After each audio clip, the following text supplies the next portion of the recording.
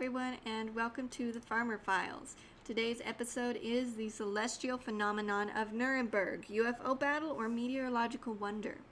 We will be looking at Hans Glacier's woodprints and his description of what actually happened in Nuremberg, as well as looking to the conventional explanation for Nuremberg. To begin with, a little background on the actual city of Nuremberg is necessary. Most of you probably recognize the name from the infamous Nuremberg trials. However, Nuremberg was a significant city long before the Nazis were ever thought of. The Florence of Germany, many significant artists, including Albert Durer, were born and raised in Nuremberg. Between the 14th and 17th century, Nuremberg was considered by many the art and learning capital of the world. In 1526, the very first globe ever created was made in Nuremberg. In 1561, when the Battle of Nuremberg is believed to have occurred, Nuremberg was in its prime. That being said, it is important to note that this is not a little town of little significance. It was a major fortified city inhabited by many of the greatest scientific minds at the time. These were what we today would call expert witnesses. So what did these expert witnesses report seeing in the skies above Nuremberg? We have no way of knowing what the people themselves state. However, many of these witnesses apparently went to Hans Glacier, a letter artist, or a letter painter rather, or what would today be called a journalist and an artist. While many point out that Hans could have exaggerated his descriptions for the sake of selling more copies, which is absolutely an apt point. We see that many times today. It is unlikely, however, that the entire story was fabricated. The story which Hans put together goes as such, accompanied on screen by the woodprint Hans produced, as well as some others he produced in order to give you a taste of what he specializes in. It is a little bit difficult to read. It is old language, so the grammar is a little bit weird. So bear with me. I will also put it in the a link to it in the description of the video if you want to read along with me. In the morning of April 14th, 1561, at daybreak, between 4 and 5 a.m., a dreadful apparition occurred on the sun, and then this was seen in Nuremberg, in the city, before the gates, and in the country, by many men and women. At first there appeared, in the middle of the sun, two blood-red semicircular arcs, just like the moon in its last quarter. And in the sun, above and below, and on both sides, the color was blood. There stood a round ball of partly dull, partly black, ferrous color. Likewise, there stood on both sides, and as a torus about the sun, such blood-red ones, and other balls in large numbers, about 3 in a line and 4 in a square, also some alone. In between these globes there were visible a few blood-red crosses, between which there were blood-red strips, becoming thicker to the rear, and in the front being malleable like the rods of reed grass, which were intermingled. Among them 2 big rods, one on the right, the other to the left, and within the small and big rods there were 3, also 4, and more globes. These all started to fight among themselves, so that the globes, which were first in the sun, flew out to the ones standing on both sides. Thereafter, the globes standing outside of the sun, in the small and large rods, flew into the sun. Besides, the globes flew back and forth among themselves, and fought vehemently with each other for over an hour. And when the conflict in and again out of the sun was most intense, they became fatigued to such an extent that they all, as said above, fell from the sun down upon the earth, quote, as if they all burned, unquote, and they then wasted away on the earth with immense smoke. After all this, there was something like a black spear, very long and thick, sighted. The shaft pointed to the east, the point pointed west. Whatever such signs mean, God alone knows. And I will stop there simply because it's very long. After that, he attributes the sign to God and says that the God-fearing will by no means discard these signs. It is important to note that the woodcut places all of the symbols seen in the sky at once, producing a confusing and chaotic scene. Yet the description states that these events happened chronologically. The archaic translated German above can make the broad letter difficult to read, and uses some words barely used today. So let's analyze this step by step with some diagrams to assist. It began with the, quote, miracle of the sun. In the article, he describes that the 2 red moon crescents were not framing the sun, but inside of the sun. The woodcut also demonstrates that the open end of the crescents both faced down, with the vertices facing up. While it may seem repetitive and tedious, these details will become very important when we are looking at possible explanations. The sun itself is also blood red in color. Again, inside of the sun, so along with the crescents, are at least 4 spheres, above and below on both sides. Outside of the sun is a torus of ferrous or iron-like circles. Some translators translate it not as ferrous, but as blue-green. A torus is essentially a halo or a donut-shaped 3D figure, as shown on screen. It always refers to a 3D figure. Outside of the torus also appear circles in organized shapes, squares of 4 and lines of 3. Still others are solitary. Between the globes appeared red crosses. In between the crosses then appeared streaks, larger on one end than on the other, like reeds. Intermingled with the streaks appeared rods filled with globes. The globes flew inside the sun, flew outward. The globes inside the sun flew outwards, after which the metallic globes, previously outside the sun, flew into the sun, replacing the other spheres.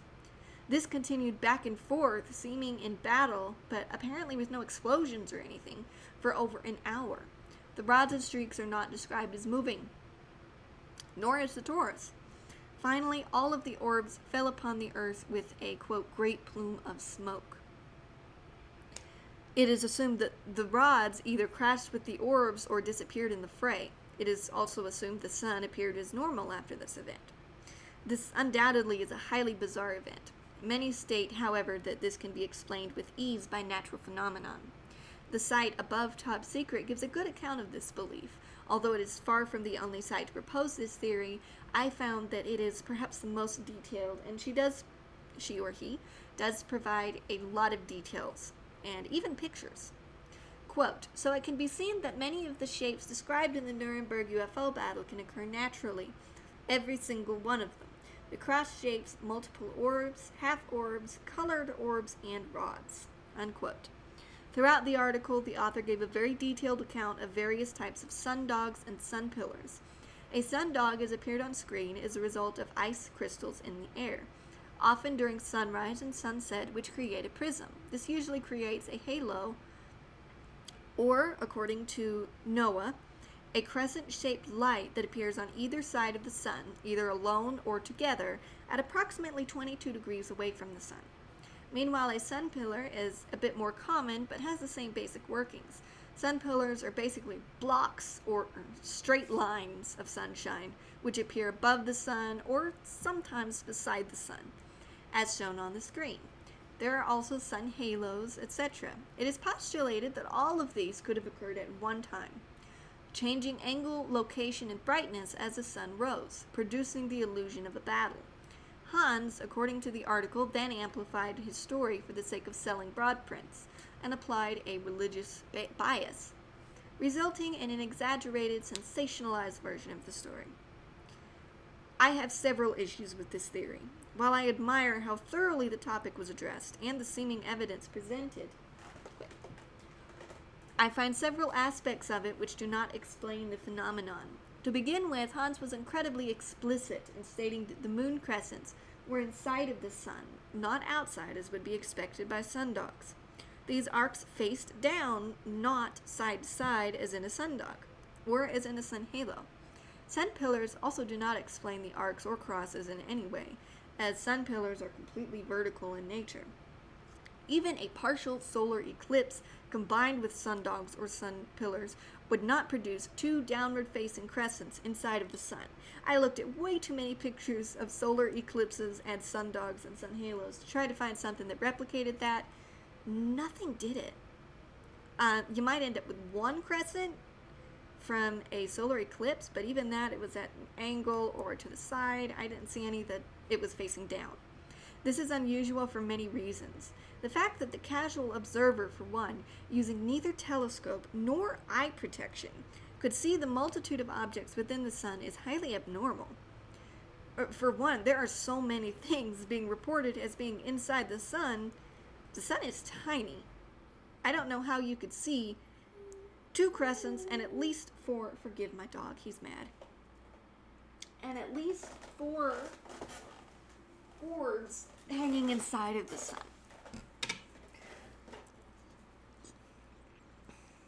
It's really unusual. If the sun was its normal size, you shouldn't be able to see this many objects inside of the sun. Also, they were able to watch this phenomenon for over an hour. To stare directly into the sun, even during a solar eclipse, when the sun is blotted out of the sky for any length of time, is not only painful, but highly detrimental to one's eyesight. Do forgive me, because now my dog is really mad, so I have him in my lap. So if I appear to be talking to a dog and not you, I am talking to a dog and not you. But he has a sore on his foot, and I can't let him lick it, so he is in my lap. Because he's being a butthead. Okay, so to stare directly into the sun is not only painful, but highly detrimental. So to do it for over an hour while observing all of this phenomenon is highly unusual. I would not expect to be able to do that. While Amenti does provide evidence of red orbs appearing outside of the sun, I have not seen any evidence of them appearing inside of the sun, much less moving back and forth in and out of the sun. Also, I didn't see any evidence for blue sundogs. Blue orbs. She did show one that was very bright red, and that was very good evidence. But the bright blue, I still haven't seen. The crosses are described by Amenti as being where halos and sundogs meet. I will admit that these do absolutely look like crosses. However, no pictures were they red, nor were they surrounded by orbs. The streaks are attributed to partial halos and sundogs, similar to how ball rainbows look. The torus is explained away as a sun halo. However, I feel inclined to note that the word torus is an incredibly specific mathematical term. It is very specific to meaning a 3-dimensional form, not a flat form. A flat ring around the sun or moon was called a halo. In fact, the first written use of the word halo is documented to have been in 1560, applying very strictly to the ring of light around the sun or moon. And it was not until my other dog is now mad at me for holding this dog. And it was not until the 1640s that it applied to religious figures. The word ring, meanwhile, is actually derived partly from Old High German, meaning any circle around something, since before the 1580s. So the inhabitants of Nuremberg absolutely had the vocabulary to describe something which was not 3-dimensional. Their choice of words, coming from a town of highly educated astronomers, mathematicians, and artists, is incredibly revealing as to what the people really saw. They were very specific to use a word that is exclusively used for 3-dimensional objects. It is up for the viewer to decide which story to believe, as always. Could Nuremberg be explained by mere meteorological phenomenon, or is there something more at play here? Was it caused by high-level cirrus clouds and ice crystals in the air? Perhaps there was a planetary alignment that was enhanced by meteorological phenomenon and then sensationalized by a highly religious journalist wishing to send more broad letters. Or could it really be a battle of orbs and spaceships? Ancient inhabitants of India and other countries report similar battles between quote-unquote gods. Perhaps the explanation is something no one has even thought of yet. I hope that you have enjoyed this video and will join us for our next episode where we will be discussing our most interesting and controversial topic yet, Roswell. Thank you for dealing with me and my doggies. I will see if it's okay to put a picture of the doggies in at the end of this so that you know I really do have doggies.